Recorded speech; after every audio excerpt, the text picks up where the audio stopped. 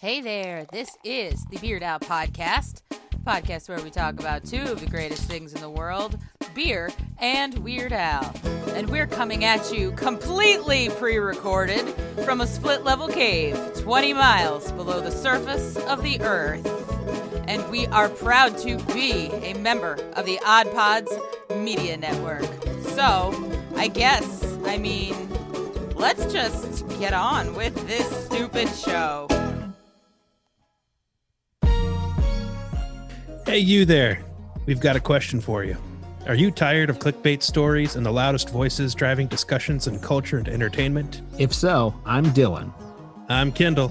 And I'm Corey. And we host the podcast From the Middle. We're middle-class guys living in the middle of America, in the middle chapters of our lives with points of view somewhere in the middle. We take a more reasonable and centrist approach in our discussions covering genres like comedy, culture, entertainment, and interviews, with really interesting folks like business owners, comic creators, doctors, news anchors, New York Times best-selling illustrators, professional stand-up comics, and more. We really value a relaxed and conversational podcast, one that we hope is so fun and laid back, you'll forget you're not actually hanging out with us. So search at From the Mid Pod, just like it sounds, or check us out everywhere you can find podcasts. Well, hey! How are you doing? Have a seat. Have a drink. Boy, I can glad to see you. But can you stay? Where's Lala? I have kombucha again, like I did the last time we talked. Oh, that's so nice. I have a sparkling water, which is not very impressive. I also have one of those. Oh, yeah. What flavor is that? The pamplemousse, the grapefruit Oh my LaCroix. gosh. 'Cause I was gonna say I have an orange one too. I think it's an orange flavor though, not that Yeah. one. Because we're twins. If we had Yeah. the same flavor, my head would have I exploded. know, but we both love LaCroix, so that's good. But That's pretty close. It's really close. They're both citrus, right? Yes, So citrus and our hair. Both of our hair is being crazy. being crazy hair. Yeah. Oh my gosh. Well, I'm going to welcome everybody to the Crazy Hair Show. No, it's not really the Crazy Hair Show. This is the Beard Al Podcast. It's a podcast where we talk about two of the greatest things in the world, beer and Weird Al. And that was not actually a beer. It's actually a hard kombucha, because I have the only other person that I've ever had a hard kombucha on this show with. Back with me again, Lily Hirsch, author of the magical book. I'm calling it a tome. This is a tome. I love that. Weird That Al. sounds very serious. It is, because it's Tome. Weird Al. Seriously, it's a That's right. tome. That's And right. This is not a book. It's a tome. It's a tome. So Lily, how are you? I'm so good now that I'm here talking with you. And that's so nice of you. You could have had a beer. That's very nice of you to humor me and my allergies to alcohol. No, but honestly, I remembered really liking this. It's a black cherry flavor with a twist of lime, and it has live probiotics, antioxidants. It's organic, gluten-free, non-GMO, vegan, and keto. So Whoa. Well, I know, I've inspired you to be healthy today. I feel Sort of. really good. yeah, it's still alcoholic, but it's Oh, yeah. but it's It's got some added stuff. it's all, yeah, I'm getting these probiotics. I am very probiotic unless I'm on antibiotics. This is where we are right now. And the reason I have Lily on, first of all, I want to make sure I get this like right at the beginning of it, because I mentioned Weird Al Seriously, but you're doing something special with Weird Al Seriously. Yes. Yeah, soon. we have the expanded edition. Expanded paperback edition coming Oh. out in April. Pre-order available, all of that, and it was really fun. I haven't done an expanded edition of anything before, and it was so wonderful because you write a book and then you send it off and you immediately think of something you should have included. So here I had a chance to include all of that. Yes, and there were things that I left out that I couldn't believe I'd left out, like I Want a New Duck. I barely talked about I Want a New Duck, and that is a delightful song. One of the few that have these jokes where Weird Al actually like calls it out, hey, get it? And it's just I love that. That's what I do when I tell a joke. I go, "Did you get it? Did you get it?" Did Which you get it? ruins. It Yeah. ruins it. I will tell you Yeah. this. I didn't get that until embarrassingly recently with the whole get down Get thing. down. So funny. I was driving my I've told this on the show before, but like I was driving my car and I was like, "Show me how to get down, get it." And I screamed driving in the car to myself, "I get it." Ah! Like it didn't click until It like didn't click. way late. That's the power of the pun. My daughter is in a class that is doing this extra section. She's in 5th grade on puns. And I had to ask the teacher, why you're doing something on puns? Because puns, they always get the eye roll and, they rarely get attention as something useful or in a 5th grade class. And this wonderful teacher said, well, puns take a lot of intelligence. You have to have, two meanings in your mind at once. And I was like, I love you. Do you need any recommendations for puns? And he's like, do you have any? I was like, how about I want a new duck? There's so many good puns, and it's perfect for 5th graders. And my daughter has a friend who has a pet duck. And No. Yeah, and he's in that class. So it was such a big hit. That's amazing. Like that is that. Oh my God. Yes. So you got to put stuff in the book that first of all, there's a ton in this book in the first place, but I understand knowing like Weird Al stuff the way that I do. It's like you always feel like you're missing something. Yeah. And I couldn't believe I hadn't talked about the many, many musicians and comedians and even a magician who were inspired by Weird Al. I had none of that. So I got to do a whole section, School of Al, I called it, and really talk about all the many people that have been inspired by him. That was a necessary. And I got to write an afterword kind of about what Weird Al meant to so many people during the pandemic. And you were a big part of helping out with that section. And that was really meaningful for me too. I got a little personal in that section, and it was quite fun to talk about really becoming a fan and finding that fan community, this community I didn't even know that I wanted and that I needed. And I'm getting emotional. But that was a fun thing to add. I also added some questionable stuff.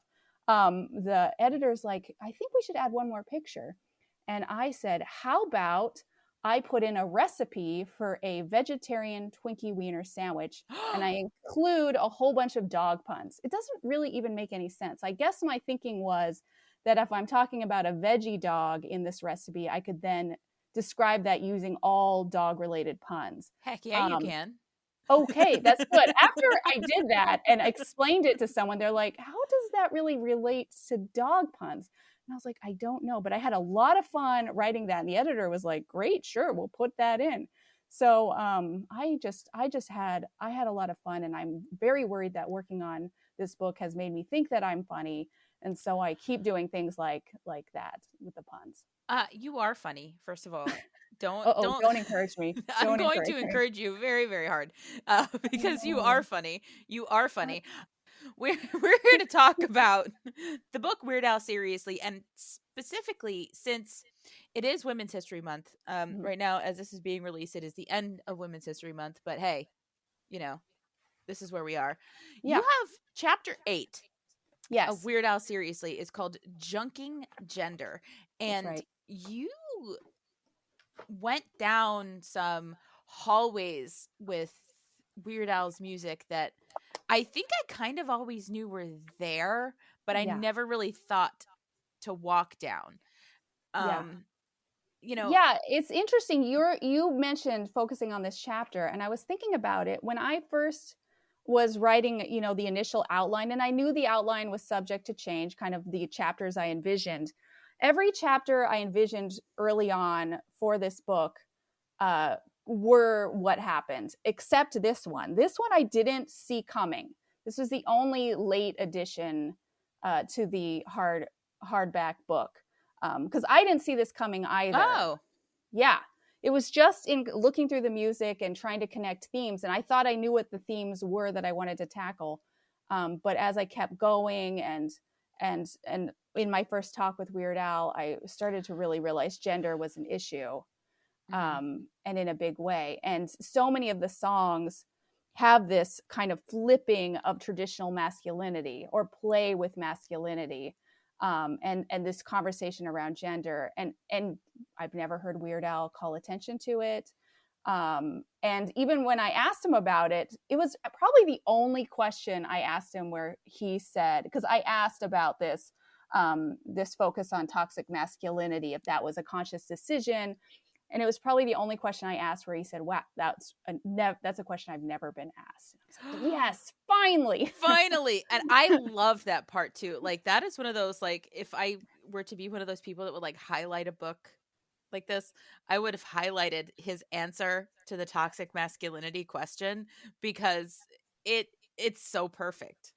Yeah, that's true. And then when I'm asking, I did a follow-up where I really tried to ask more about that, why. And he was just very matter of fact, like, well, it deserves to be made fun of. That's not a direct quote, but that was the idea. And I was like, yes, it does. So yeah, but it is an interesting theme in his music that you don't really realize is there. But so many of the songs have actually, the originals are abusers. I mean, we've got Robin Thicke, who after the publication of Weird Al Seriously, this information came out that by this model that was a part of the Blurred Lines video, these allegations of abuse. I had already thought the original was gross and, as Weird Al said, rapey. But yes, he said rapey. Yeah. Oh, rape. Yeah. If Weird Al says it, it must be true.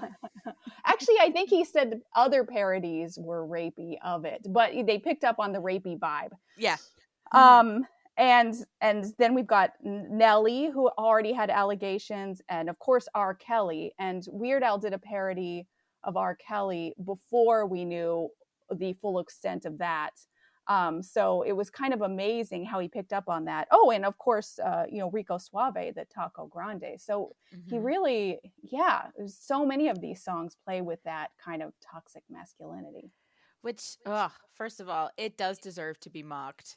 Yes. Toxic masculinity. And when I think of, there's so many things that float around the internet that's like, oh, look, like, here's Weird Al, 40 plus years in the industry, like, no allegations, no arrests, no this, no that, because he is like such a good human.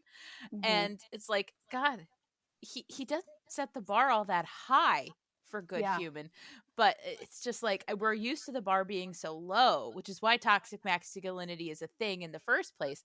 And then you have Weird Al saying, it does deserve to be mocked. And he does it in a way that the people that are being mocked don't necessarily know that they're being mocked for that.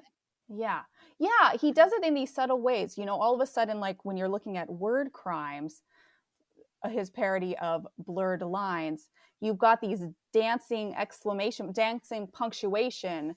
And then you look at that with the actual, dancing naked women. And it's, it appears ridiculous and gross, just the contrast of that. So it's subtle. It's not a pointed jab, but when you put the two side by side, you're like, oh, gross, when you're looking at Blurred Lines. And Word Crimes, delightful. And you've saved a song that I really like but don't want to like. So now I can feel good. I read that someone else had said you can feel good about liking the music because Weird Al has redeemed it by making it about grammar or tacos, and it's thank you, or trash. Trash day. I know. Well, I mean, it's there's something endearing about the song Trash Day. There truly is. Oh, it's so delightful. I was re-listening to it this morning, just knowing I was going to be coming to talk with you, and I like to prepare. Yeah, of course. Well, and I think if you can prepare for a podcast or an interview or anything just by listening to Weird Al music, I think you're doing something right in your life. My life is so good. I was so spoiled by this project. And it's funny when you say the standards aren't so high here. We're just so grateful to Weird Al for being nice and for not being abusive. Our standards are pretty low. But in the music industry, this is a real issue. I'm doing a project now dealing with gender issues in the music industry, and oh my God, it's just everywhere. I don't think music has fully had its Me Too moment, but it might be coming. And I was looking at doing another biography of a group, and I'm not going to say who, but I'm definitely not doing it because there's so much stuff, and it's just, it's just made me miss Weird Al so much. Oh, yeah. Yeah. I mean, I can see that. I love podcasting. Do I want to podcast about anything other than Weird Al? Probably not. Because No. it's like I'm not going to run into any of those like, oh no situations. Exactly. And you don't want to promote some of these people. I don't even want to be involved in some of the music by certain people. So it's wonderful here to be in this space, this positive space, this playing with gender, flipping toxic masculinity, creating these conversations. And on top of it, we've got Harry Potter playing him in a movie. And I just cannot wait. I know. Oh my God. Okay. We're going to sidebar on that for like just a hot second. Okay. Because I feel like we need to. Yeah. This is what we do here. Like we Great. sidebar, we tangent because you brought it up and we're going to go there. Yeah. Wonderful. I am so excited for this. And I know you are in some of the Weird Al like Facebook groups and stuff that I'm in. And you see these people that are basically saying like, Daniel Radcliffe doesn't look like anything like Weird Al. I don't understand this. And I'm like, I want to be like, do you realize Al is involved in this? He is doing this. He wants this. Trust him. Yeah. I think there's misconceptions out there too. I've had people contact me and they think this movie is a true biopic. It's so not. It's so not. And when you read the description about the excesses of Weird Al's life, like just that is the giveaway that this is like a parody of a biopic. I mean, from what I understand, this does not sound like it's supposed to be like Daniel Radcliffe needs to exactly render Weird Al and his life of excess, which does not exist. It doesn't exist. It doesn't exist. Because people are saying Daniel Radcliffe is so much shorter than Weird Al. What are they going to do? Have him stand on a box? And I'm like, well, first of all, suspend your disbelief. Did you see the complete Al? You know what I mean? Yeah. Like that's a mockumentary. This is a parody biopic. You're going to have the same vibe going through those two things. And I just like, if you're a hardcore Weird Al fan, like just trust him. He's involved. Just trust him.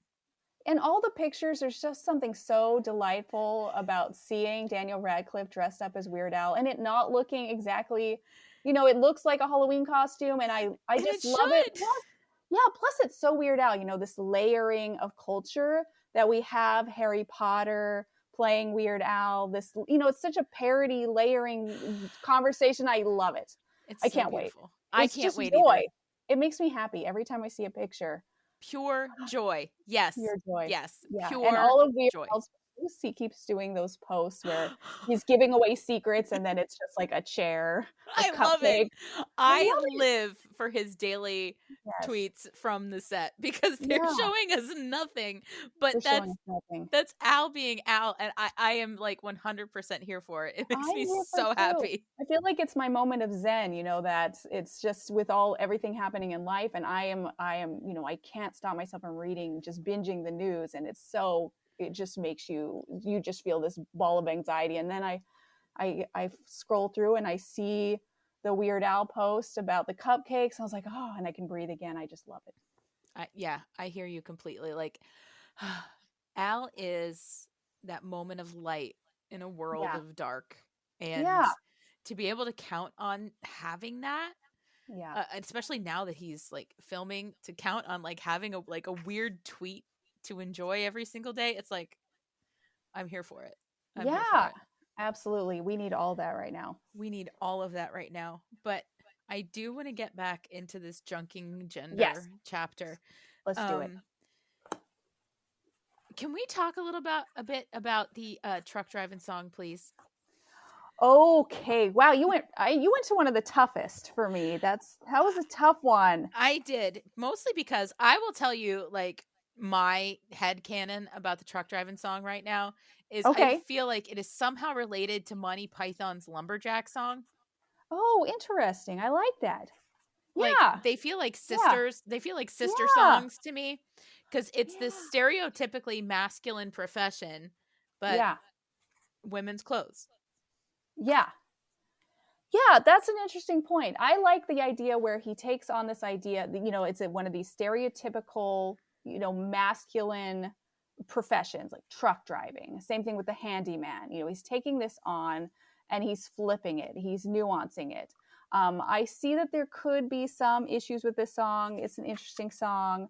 But knowing where Weird Al's coming from, this is playing with those notions of masculinity. There's more than one way to be the real man. And you have all of these truck commercials with the man pulling the truck and all of that. And it's like a rock. Yeah. Yeah. And it doesn't have to be one way. And I think that's so important throughout all of his music, that message that there's more than one way, because this is so toxic. I'm just looking at my son.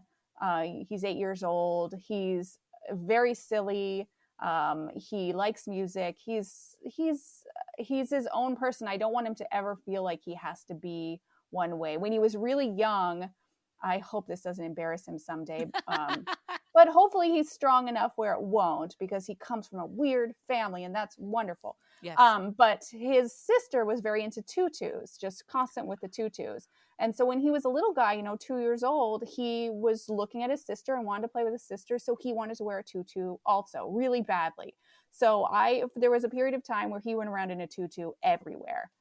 He was happy. It made him happy, all the color, and he's like his sister, and it was just adorable. But the amount of people that came up to me just at Target or wherever and said, "Don't worry, he'll grow out of it," or something like this, was truly shocking. It was like, this is just a little guy. Why are we already so worried that he has to be a real man, whatever that is? I think when I had a daughter, I always kind of was aware of gender issues around being a woman, obviously, because I'm a woman, but I didn't realize all of the pressure on men and how that can have such dark ramifications for them when they don't fit that label, or the world is hard on them because of that. And so I really appreciate this flipping, and it helps women, it helps gender fluid, it helps everyone. Yeah, it does. And just to throwback, really briefly, I think all those pressures that get put on men to be a certain way is what contributes to the fact that toxic masculinity exists in the first place. Absolutely. Because they're being pressured to be that way. But if boys don't cry, boys will be boys, like this, that, and the other. You know what? Let boys cry, and then boys won't be, toxic. Shooting people. Yeah. You're shooting people. Yeah. Well, that's for reals. There's no outlet. Men aren't allowed to cry. Men aren't allowed to, just talk about their feelings. Even just talking about their feelings is apparently an issue. So then it can come out in terrible ways if there's no outlet. It just isn't healthy to have to fit into any sort of box. So I love that Weird Al. It helps us all that he's playing with those categories. Oh, for sure. And I mean, you can't deny how, upon first listening of the truck driving song, it's one of those songs I wish I could hear for the first time again and have it surprise me for the first time again, because when it goes where it goes, because you wrote this brilliantly in this book. He got that deep baritone voice because he's parodying all all those manly truck driving songs, because they do exist. And it's a whole genre. It's a genre, or as Alex Trebek would say, it's a genre. It's no. That's what he said. But it hits was you. Fun to hear. Oh. Yeah, and it was fun to hear Weird Al describe that.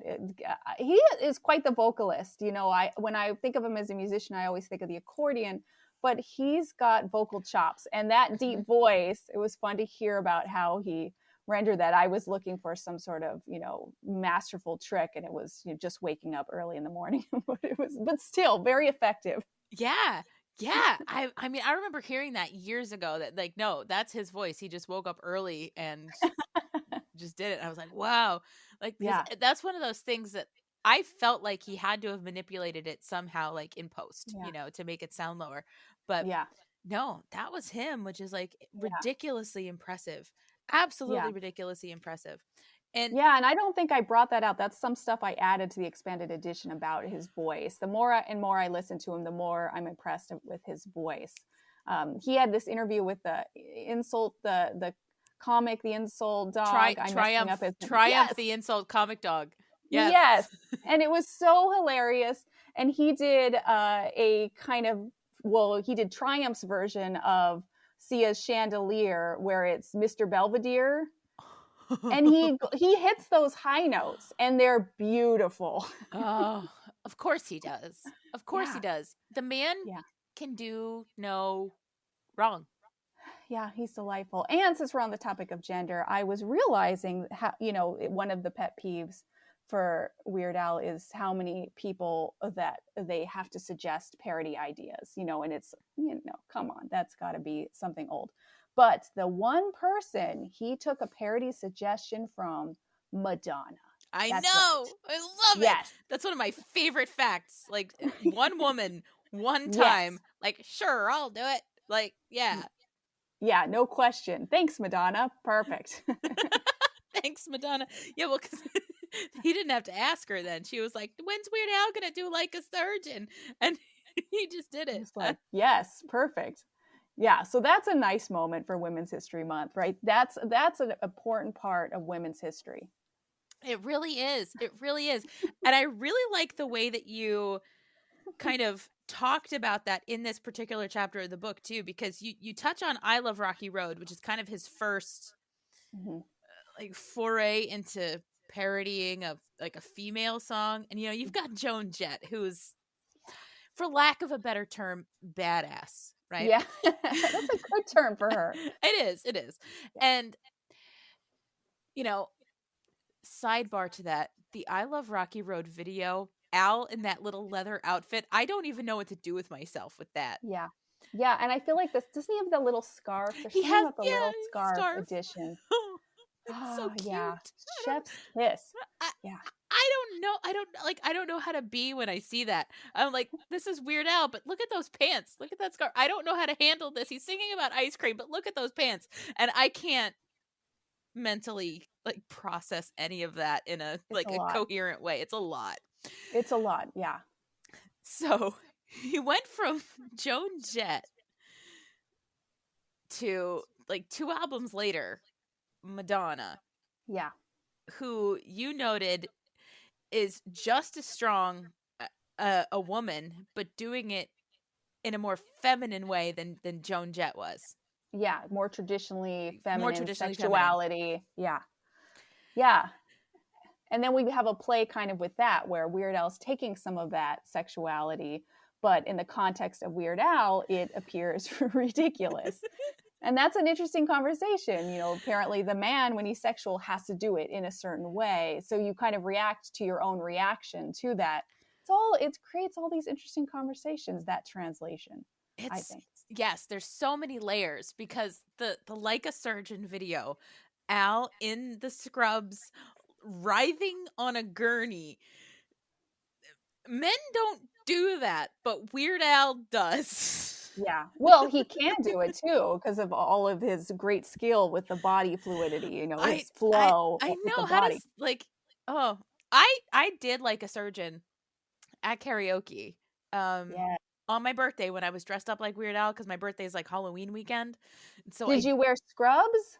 No, I was dressed like black pants, Hawaiian shirt, like Vans. I had the wig and the glasses. It was like a traditional Weird Al outfit. Okay, wonderful.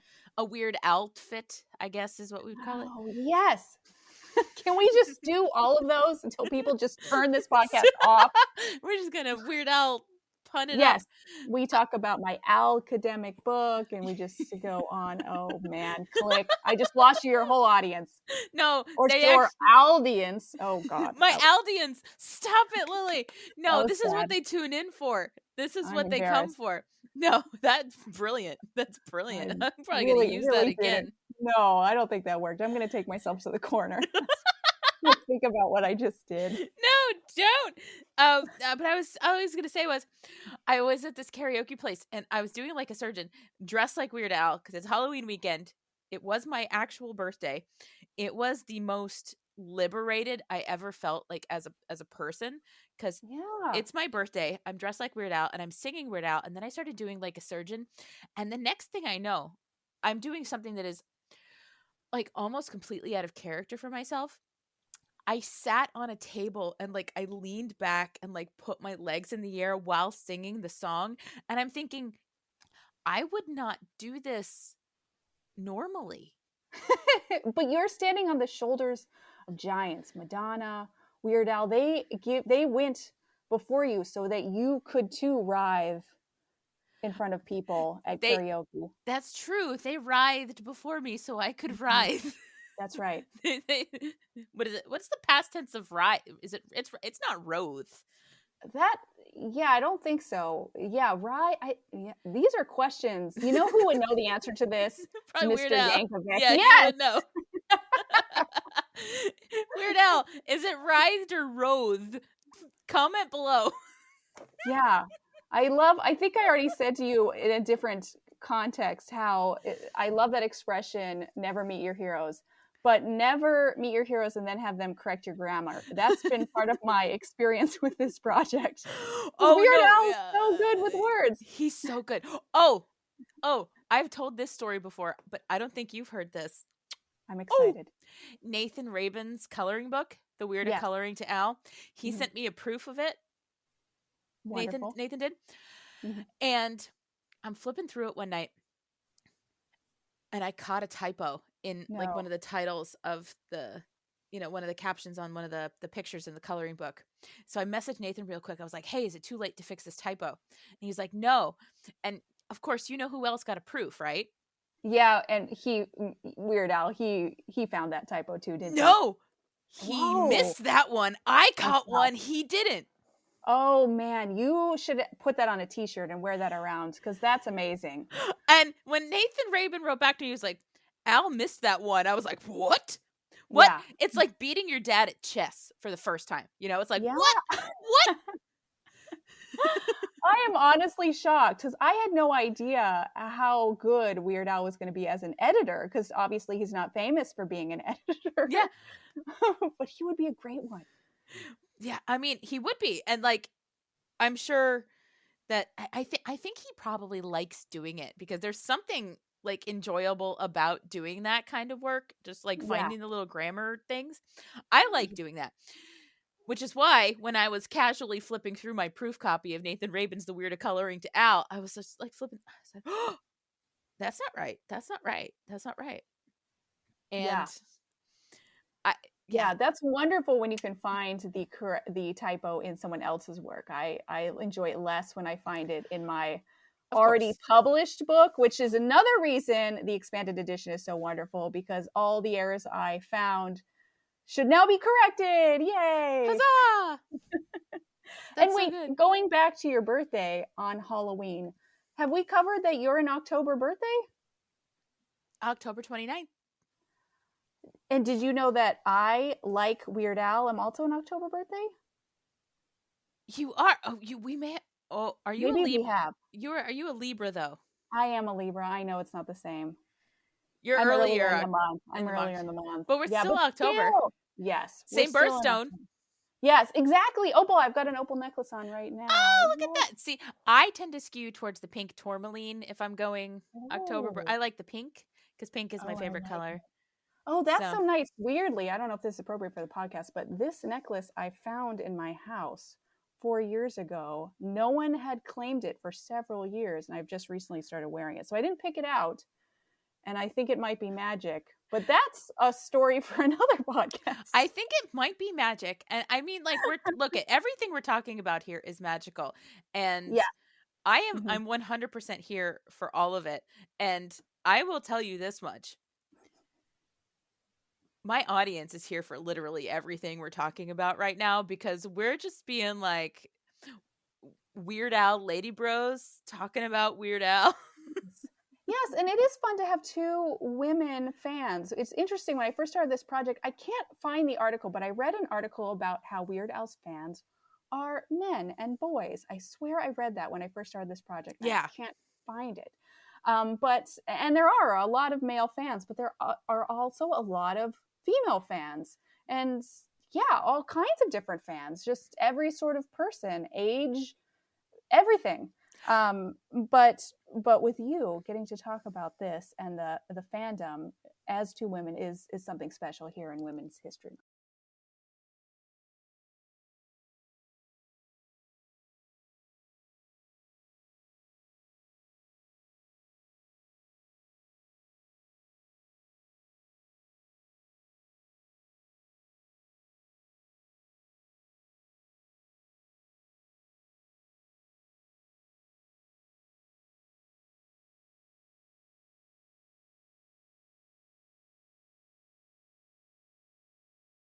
Oh, it absolutely is. And it's, now that you brought that up, I think about like all the guests that I've had on the show, and the vast majority of them are men that want to come on and talk about Weird Al with me, which like I'm fine with because I can have a conversation with anybody. But I've had a couple like I did my like what I called my Weird Al Youth of the Nation episode earlier in the year, Yes. where I talked to like kids and younger people. And having talked to some of the younger people, I got invited into a Gen Z Weird Al Discord server. Ooh, fascinating. I'm so old, I don't even understand those terms. Yeah. So it's a place, it's a message board kind of place on the internet, where things, it's very organized. It's like messaging. It's like all private. Like you have to be invited to join, like all this, that, and the other. But they're all young. Gender isn't even a thing, but what I'm going to say is there's a whole like part of this Discord server where it's pictures of them finding Weird Al attractive. Oh yeah, well that's has a whole history. When I was first hearing about fandom among women and the many women that find him very, very handsome. Because he is. Okay, can we talk for just like half a second about the live 1999 version of Germs? Have you seen this? Yes, it's very hardcore looking with the hair like on the mic stand as he's like sliding down it. That is one of the sexiest things I think I've like ever seen. And it's Weird Al. And I'm like, I don't know what to do about this, because it's right after the change from the glasses and the mustache too. It's like right after. Yeah. This is interesting. I feel like since, I've got this whole serious thing I'm attempting, and, the academic, and it is a tome. Can I join in and talk about how handsome Weird Al is? Well, you can. I do. You're here. Like, that's why you're here. Okay, I'm here to talk about how handsome Weird Al is. Interesting. I didn't know, but okay. I'm giving you permission. I do think he's very distinct looking, and I like that. Like, I am weirdly going. Yeah, I feel like I'm having problems. There's some of these comedians and some of these actors, there'll be a person who, I'm giving away my age, but a friend will be like, oh, I think Brad Pitt's so handsome. And I'm like, I think Jason Mantzoukas is very, very attractive. So I think a distinct look, there's something about that. There is something about a distinct look, and he has that. And, I feel like there are some faces where the personality just comes through the face. Yeah. But I also feel like Weird Al definitely hit like peak attractiveness in 1999. Like, because what was it? He was like almost 40, but his skin was amazing. And then he's doing this like, I want to be alone, but that's no state I'm ever in. And then he's like sliding and he's like rolling on the stage. And I'm like, I can't process any part of this in any way that makes sense to anything that I've ever known. He does have very good skin. He still does. Yeah. And I like a distinct nose. And I don't know if that's just because it's a family thing. See, look at that. You can see the video. Yeah. The podcast listeners can't. No, but I got the nose. He does have a distinct nose. He does. Yeah. I mean, I love the freaking cover art on your book anyway, with like the bust of him, that face. You can tell he's like, the nose is happening. Oh yeah. I want to get this made into t-shirts. I'm going to have to talk with Kelly. She did such a great job. I think you need to have it made into an actual bust. Yes. In your home. Yes. Like as the thing, like the pièce de résistance of the focal point. It really ties the room together. Yeah, I agree. Put it right on the grand piano, which I don't have. I have an upright, but if I had a grand piano, that is where it would go. That is where it would go, isn't it? Oh my goodness. Yeah. Another thing about gender that I thought of. I think you need to. I was going to say we have to get back on this because we're talking about it's Women's History Month. But hey, look it. The fact that we are two women talking about Weird Al means this is a very appropriate Women's History Month. No, you didn't. I'm hanging up. This is over. It's a very I'm pretending like I don't love puns. I love puns so much. It's a problem. They're great. Just roll with it. I will. Like lean into the skid. You know, Yeah. it's yeah. It's appropriate for Women's History Month. But what was another point you had to make about? Oh, I was realizing and thinking about it how when Weird Al does parody the music and the singing of a woman, it's never directed at the woman in a mean-spirited way. And I've been thinking about some of the women, especially, you know, in some of these recent documentaries that really, you know, there was an abusive history in the media's treatment, like Britney Spears. Mm-hmm. And Weird Al never did a parody of Britney Spears. We've got the little bit of Womanizer in the polka medley, which I love. Yeah, it is a great thing. But he never went after. He was never part of those feeding frenzies, those kind of toxic feeding frenzies around women. And the women that he did parody, it was tasteful. It was often at his expense or made an entirely different point. So there's something to be said for that. Oh, for sure. I mean, the only one that I can think of that vocally doesn't sound as...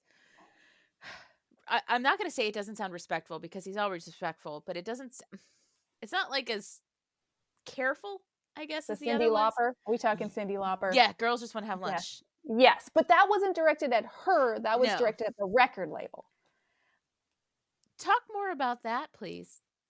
Yes. So let's see. The record label said we need a parody of Cyndi Lauper because Cyndi Lauper was so popular at that particular moment.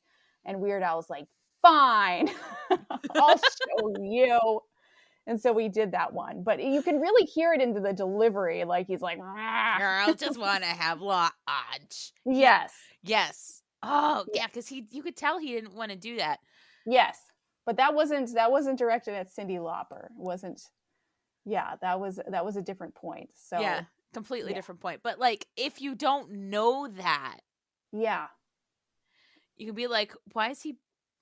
What's with the tone on the Cyndi song? What's with that? Yeah, I guess that's true, and that's one of those interesting things about all the parodies. They can be taken in so many different ways, and you can miss the point, and don't know the intention, and that's a part of the change in the reception of a lot of these parodies. And yeah, as the history changes, the meaning changes. Yeah, and of course the intent, like trigger happy, when people just don't realize that's actually, no, we're not celebrating guns. Just completely missed that point. It's the opposite. It's the opposite. It's the opposite. It's the complete opposite. Yes, don't you tell got it totally don't tell wrong. anybody. No, I know. But oh my goodness. No, you're right. Like, and that's the thing. There's so much nuance to so much that Weird Al does that the casual listener may not necessarily. Oh my God. You did it again. I did. Do you do this in regular speech when you're just, teaching in the classroom or out to lunch? Just sometimes when I'm teaching, mostly because my students know me by now, so they're kind of looking for it, and I'm like, if you can spot where I do it, then good on you. I bet you are such a popular teacher. That's so fun. I kind of am. And I'm not even like, this is not a pat myself on the back moment, because all I do when I teach is I am my authentic self, just remembering who my audience is and what my purpose is. But I don't change anything about who or how or what I am. Yeah. It's just the way I deliver the message. Yeah. And so I'm not surprised. Yeah. They get it all. I'm not surprised. If I wasn't all the way across the country, I would be sitting in on your class. And I would love it. Love it. Yeah. Class today was funny. I had a PowerPoint. I hate teaching with PowerPoints, by the way.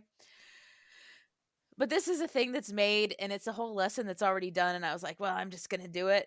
But I make it known throughout the entire PowerPoint presentation that I hate presenting off of PowerPoint. So like, I make that very clear. I was like, I hate PowerPoints, and I clicked the button. I was like, oh yeah, this slide, I forgot that was there.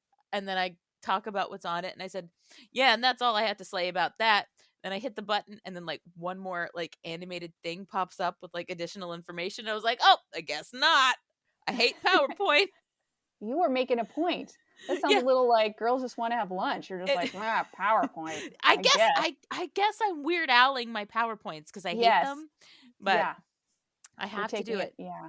I have to do it. I feel like since you ended this chapter, the junking gender, with so much, well, there's a big part in it anyway, near the end about going gaga. Yes. And I love Lady Gaga so much. And this is a whole thing, like the whole Gaga thing with Al, you know, and how, you know, he was told no. So he was like, okay. And like this and that and the other, and like how it all came to be. But what it ultimately ended up being was, and I think you paint this really well in here too. It's a celebration of who Lady Gaga is through like a funhouse lens. Yeah. And he plays with the over the top kind of image of her. And he also plays with gender again. And I think I can see, you know, Lady Gaga's, you know, protecting her image. And I think women in music have to do that because there is so much misconception and labeling of women and all of that. But Weird Al is, I think, in a way you don't expect, he's part of the same conversation that Lady Gaga is having, because she too is kind of she's very much taking on kind of gender norms and shining a light on gender fluidity and all of these things away from what you think should be traditional femininity or whatever this is. And she's playing with gender. So then you have Weird Al coming in, and he's so much a part of that conversation. And around bullying, both of them are very much about anti-bullying and being who you want to be. She's got that, and very devoted fans related to that, that sense of empowerment. And of course, Weird Al is all about anti-bullying and being who you are. And that's one of the wonderful things about being a Weird Al fan, just getting to live in this space of celebrating all your individuality / weirdness. Yes, your weirdness. Yeah. So yeah, they've got an interesting connection the more I thought about it. They really, truly do. And I mean, I love Weird Al. That's why I have this podcast. But I'm a huge Lady Gaga fan. Saw Lady Gaga in concert. Have, you know, listened to everything that she does. I've loved her from the beginning. And it took a long time for me to make that mental connection. It's like, why do I feel connected to these two artists at the same time? You know, because Lady Gaga came around. I'm not a super like into pop music person, but there was something about like what Lady Gaga was putting out there that like that I connected with and that I identified with. And it's exactly that. It's like, no, you are who you are. Like, be who you are. Celebrate who you are. You are perfect just the way that you are, and be that. And they both have that very similar message. They're just doing it in very different ways. Yes, absolutely. And I never thought, that's why this whole chapter was a weird surprise. But it was really was my favorite chapter. And a lot of the songs I talk about it are my favorite songs because they mean so much to me in connection with what he does with gender. But it was, making those connections as I was writing it, like this was not planned out. Of all the chapters, this was not planned out. So then I'm making these connections like, actually, Lady Gaga and Weird Al have a lot in common. Wow, I didn't see that coming. But yes. Yeah, I don't think anybody saw or felt that coming. And even the people that, like me, that like both of them and have liked both of them for a long time, didn't make the connection until the connection was actually made. It's like, I get it. It's kind of amazing, some of those things. And again, it was so wonderful getting to do the expanded edition because some of those thoughts that I didn't think of initially, I could add in later. And that was wonderful. There's a lot of new material, and I just loved getting to go back to the world of Weird Al and think things through more carefully. And again, but one thought didn't make it. I need to do an expanded edition. An extra expanded edition. Yes, just last week I was talking with someone and they pointed out, and it was a wonderful thought. It was actually another author. His name is Franz Nicolai. I was talking with this gentleman and he pointed out that Weird Al and Dolly Parton actually have overlap. Of course they do. Of course they do. And the interesting point that he was making, and it was so correct, was that these two individuals have remained beloved in a way that not many stars have. Mm-hmm. And interestingly, like, it's really rather amazing with Dolly Parton because she inhabits all these categories that are actually contradictory. Like, she's authentic and artificial, and she's very traditionally feminine, and she's a feminist, and she, she's wholesome and she's slutty. Yeah, it's a lot. And also, both of them kind of touch on politics, but aren't seen as super political. There's a lot of interesting overlap with those two, which I had not thought of. And now I'm like, gosh darn it, I wish I'd thought of that. Yeah, it's so funny that you mentioned that because like a year ago, I have a friend who's a big Dolly Parton fan, and things just hadn't lined up to do it yet, but I wanted to have her on the show and do like a debate, like a mock debate, like who's the better celebrity, Weird Al or Dolly Parton. Oh, like, that would be fun. We'd because of a lot of the things that you said, because they're both so like universally beloved for the things that they do, and it's like, so we'd have like a moderator and be like, well, Weird Al, did this, and this, and like have like categories for like questions and responses. It hasn't I'm probably gonna wait for another like big election year to do it now. Yeah, but yeah, no, I think that would be so good. And Dolly Parton, how she's done it is really, I mean, it's really amazing. And since we're talking about Women's History Month, of course, the fact I've been working on a project lately around the toxic labeling of women in pop music. And, the pile-on some of these women like Britney Spears and Taylor Swift and FK Twigs and Ariana Grande and these different labels, the Courtney Love, is just amazing. It's horrifying, especially when you look at it all together and connect these labels and how pervasive they are. But somehow Dolly Parton has been immune, and it's amazing. And she's had this very, very long career being immune to that, and it's kind of interesting. I don't know if niceness has to do with it, similar to how Weird Al's niceness, or maybe not. I don't know what it is, but it's fascinating, the two of them. It is fascinating. It is. I mean, one day we're gonna find out why. Like, why are Al and Dolly so universally beloved? Yeah. I mean, another one that I would have put on that same like echelon, of course, would be the late great Betty White, who was also universally beloved. Nobody has a bad thing to say about her. Nobody can say anything bad about Dolly. Nobody can say anything bad about Weird Al.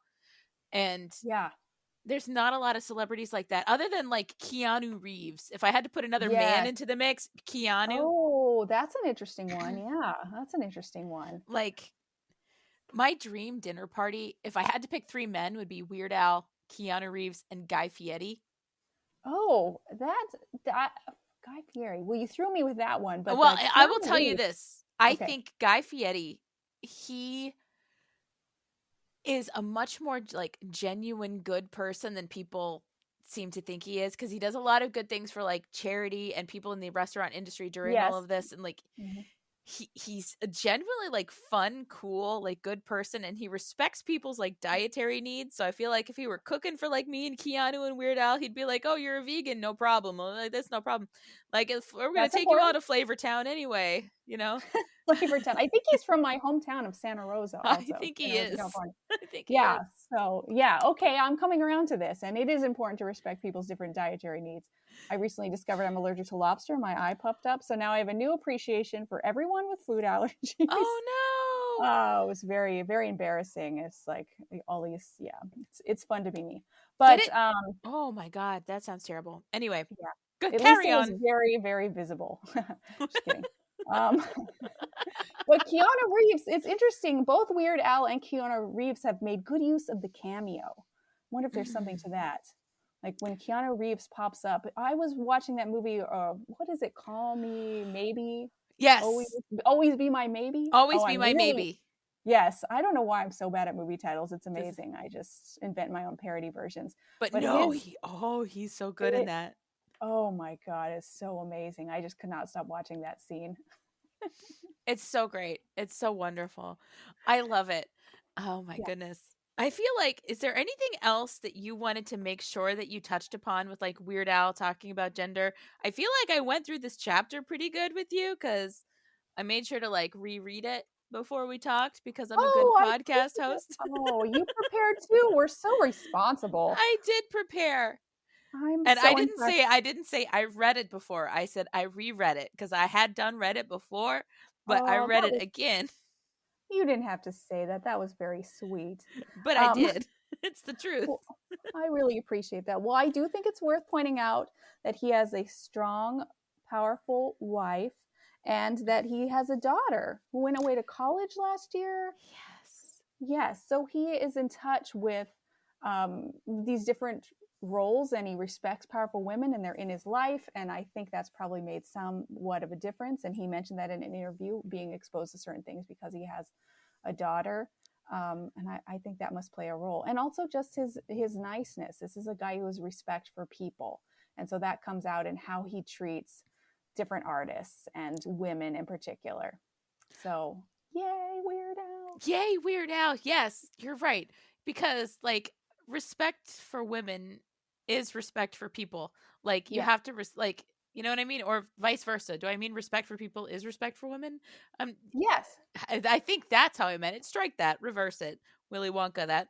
But like he respects people. So like he respects women as artists and the whatever it is that they're doing and putting out in the world. And I think that's number one, in part, largely because of just who he is, but also number two, because of the strong women that he has in his life that he either married or raised that were like, no, like he gets what women are about and he respects everything about what we can put out there in the world. So yeah, he's a wonderful person and a fun role model. And I love that my kids have become fans. And I can't wait for this tour. He's coming to my town of Bakersfield. No one comes to Bakersfield, but Weird Al is coming to Bakersfield. I'm so excited. how exciting!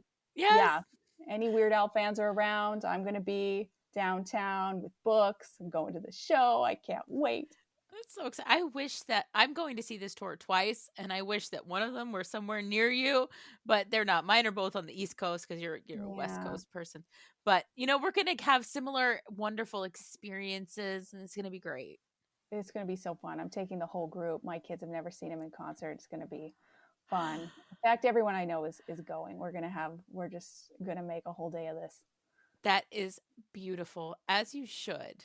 You should. I think it's something everybody needs to experience at some point in their life is a good Weird Al concert. Yeah, I hope some of the Weird Al fans will be there because it's just been a wonderful group getting to know other podcasters and you. And it's just, just love being a part of this group. Everyone's been so inclusive. It's just, and Weird Al put that out in the universe. So before I wrap this all up again, can you tell the listeners of the Beard Al podcast how, where, when they can get the expanded edition of Weird Al? Seriously, and anything else you may want to plug before we close it up? I feel like just making things up to plug. What else can I plug? Take it. Well, we've got the Weird Al expanded paperback edition, all kinds of new treats in there, and fresh afterward, lots of new additions around the music and information about Weird Al in college and songs I didn't cover before, and this very strange recipe with the dog puns. I'm like so here for that, by the way. Like I pre-ordered mine, but like I'm like really looking forward to that. I shouldn't. It seemed like such a good idea at the time, and then afterwards, it's like, now why the dog puns? I don't know. Why did he build it? How did he do it? It's anybody's guess. I don't know, but so this is available for pre-sale everywhere. It's at all the major bookstores, of course, the Amazons, the Barnes and Noble, or Rowman and Littlefield, the publisher direct, and just all over the place. And then we've also, so pre-sale, and then it'll actually be out and in your hand in April, and it'll be like just kind of whet your appetite for the movie, I think. I Just a think little so. appetizer as we wait for Harry Potter as Weird Al. I'm so excited. Yes. So, I mean, my friends, it's the end of March right now. So, this is going to be in your hands in April. This is soon. My timing is impeccable. This is amazing. We couldn't have done this any better. It's not like we planned this or anything like that. No planning. No planning whatsoever. I'm not saying anything smart right now because I was actually trying to think of a Weird Al pun to end on. You know, when you're trying to think of puns but also say normal things at the same time. So that's why I'm like, I know the feeling. I know the feeling. It's completely normal. Yes. Thank you for your understanding. I can't do anything with that. Understanding. Wow, you are an expert. I'm very impressed. I'm very fluent in fluent. I don't know. See, sometimes they feel forced, but yeah, I'm forcing it over here with this pun owl language. Okay, it's not a competition. Don't worry about it. Oh, because I lost. It's not a competition because I just lost with that one. Oh. I'm coming back on for a rematch. I'm gonna just prepare them ahead of time because that's what a writer does. See, you're a speaker. I'm not a speaker, so I can't think of them off the top of my head, but I could write them and come on and dazzle you next time. Okay, that sounds like a plan. We will have like a Weird Al pun off at some point in the future. I'm gonna make it a tournament. I couldn't like Weird Al tournament. Like we could have a championship.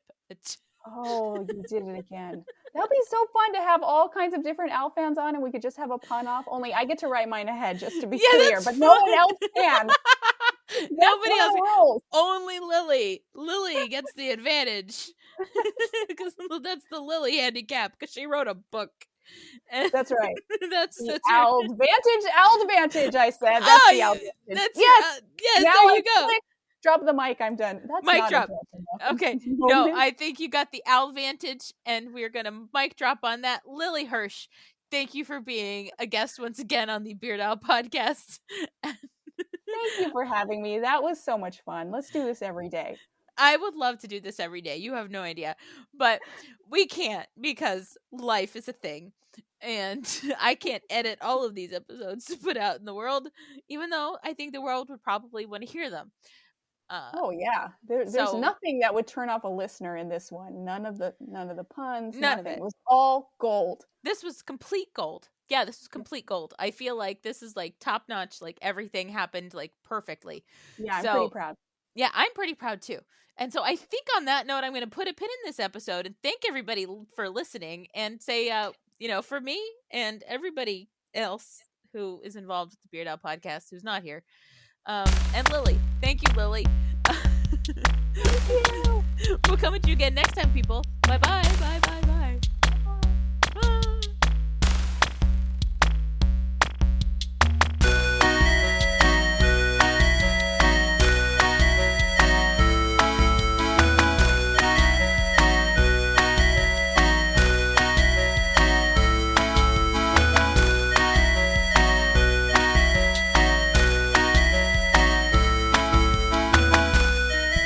Sorry, we got a one. We got a cancel again.